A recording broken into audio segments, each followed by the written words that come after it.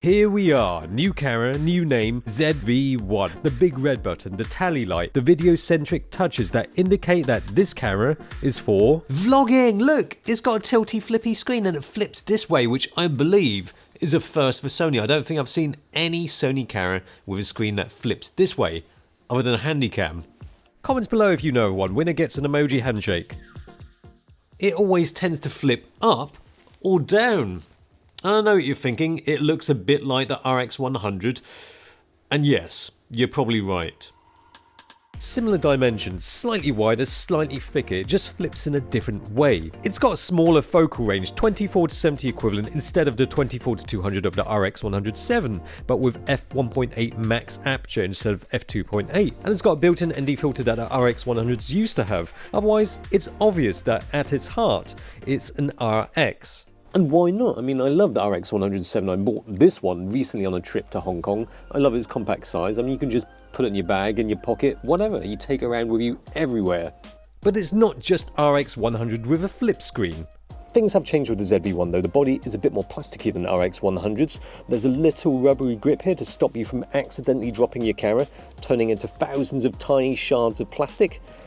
And now there's no mode dial, just a mode button, which kind of implies they don't think you'll be using this for stills. It takes 20 megapixel stills with 315 phase detect AF points, but for stills, the RX107 is the better camera. Machine gun!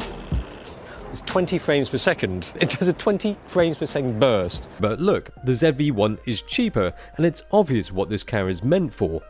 They've kind of prioritised the purpose of this camera. I mean, look, where the flash once was is a built-in mic, and where the EVF once was is a hot shoe. Interestingly, although it looks like Sony's multi-interface shoe, you can't actually use this with their fancy mic, which is a bit of a shame, really. I'm talking about their ECM-B1M. Yeah, rolls off the tongue. Perfect name for Elon's next kid. Shotgun MI shoe mic. It is a shame because I like this mic and I like this selfie stick tripod thing, and if I get to use both of these on the camera, then that is a wire-free setup. The sound from the built-in directional free capsule mic is pretty decent. I mean, it picks up some nice environment noise.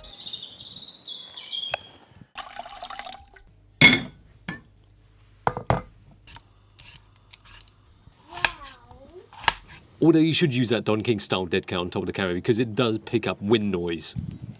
Active steady shot. FYI, when I say dead cat, I mean, no, not you, don't worry. This YouTuber hack inspired thing included with the camera. And for vocals, it's kind of right. Standard steady shot. Testing. Testing. The built-in mic benefits from clear voice recording, as they call it, which means it works better in noisier areas. It's sort of like noise cancelling, but it does leave me wishing that I could use one of these with the ZV-1. No point dwelling on it, it has a hot shoe, so I'd still mount an external mic on it, which is still a tidier vlogging setup than what you'll need to do with the RX100 to get a mic on it. That's the audio though, what about the video? Now of course the benefit with ZV-1 is that you've got the ND filter. I've switched it off here just so I can have exactly the same look as the RX107. I think Stabilization will probably make ZV-1's footage a little bit smoother looking, because this has improved stabilization over the RX107. The video quality is pretty much the same as the RX107 and also the same as the real-time AF, real-time tracking, real-time IAF, and that's the good stuff. It really is a good autofocusing system. Quick, reliable, accurate. But what have they changed? Well, we've got this thing called Product Showcase now, which is all about showcasing a product.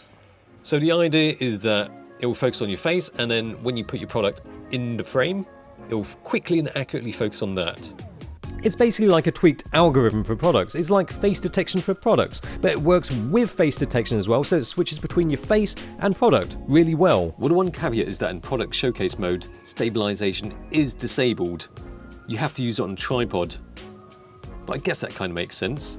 Also, you have to show the product in the center portion of the frame for the camera's AF to pick up on the product. Right, let's try a pen. Just an ordinary pen. At least I think it is.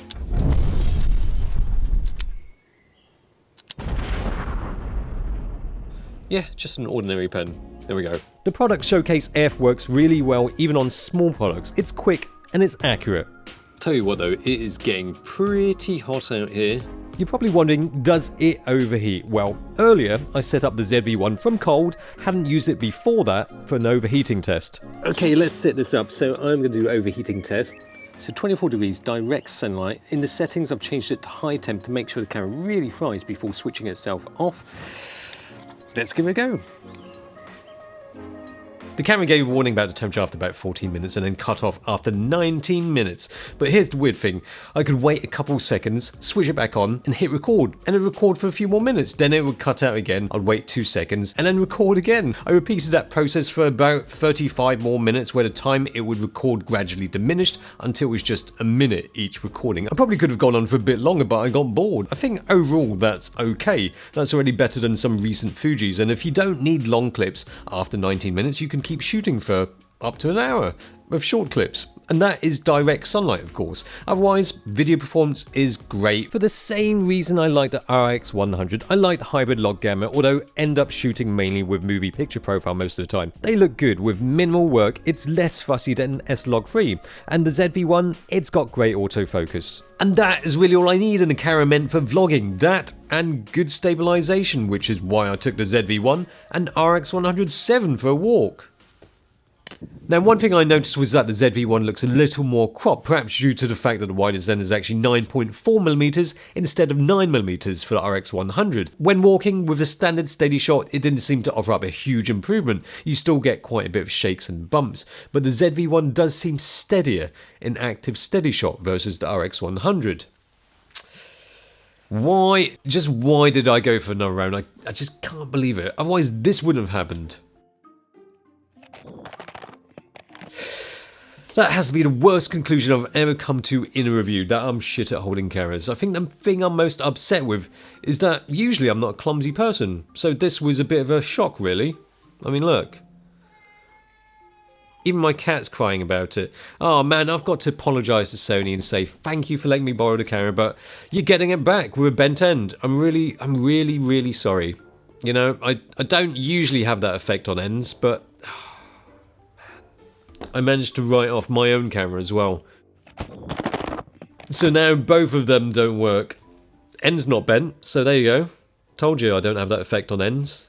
Anyway, the ZV-1, it's different in name, but not all that different to an RX100 in many ways. I mean, they're both broken. It is an RX100 tweaked more for vlogging, video use. I didn't get to test out a couple of features, skin tone and face exposure. Defocus mode, well, I did sort of test it out before, but not a proper test. It makes the background a bit blurry for shallow depth of field. The bokeh effect! It's quite nice actually, it makes it look like a bigger sensor camera. Nice.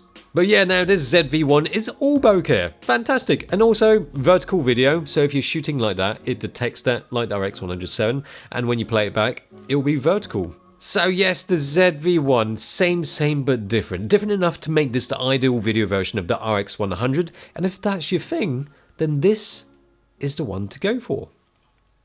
Just try not to drop it, yeah?